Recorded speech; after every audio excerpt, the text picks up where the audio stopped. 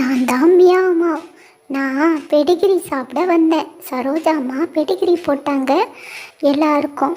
நான் சாப்பிட வந்தேனா என்ன இந்த ஸ்லிம்மு கான்ஃபிடென்ட்டு ப்ளஸ் க்யூட்டெல்லாம் இருக்காங்கல்ல.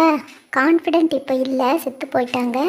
மற்றவங்க அவங்க அண்ணன் தம்பிங்கெல்லாம் இருக்காங்கல்ல, அவங்க விரட்டுறாங்க தெரியுமா. எனக்கு எவ்வளோ கஷ்டமாக இருக்கும். நான் சாப்பிடக்கூடாதா? எனக்கு ஆசை இருக்காதா? அவங்க மட்டும்தான் சாப்பிடுவாங்களாம், எனக்கு தரமாட்டாங்களாம். இது என்ன நியாயம்? நீங்களே சொல்லிடுங்க கொஞ்சம். ஒரு தடவை விரட்டினாங்கன்ட்டு பயந்து பயந்து ஓடினேன் நான். அதுக்கப்புறம் பார்த்தா மறுபடியும் க்யூட்டு வந்து என்னை விரட்டுறான். அதுக்கப்புறம் நான் எப்படி சாப்பிட்றது? பயப்படுறதா நான் சாப்பிட்றதா? ஏதாவது ஒன்று தானே பண்ண முடியும். அதனால் வேணாம், இந்த பழம் புளிக்கும் அப்படின்னு சொல்லிட்டு நான் கிளம்பி ஓடி போயிட்டேன்.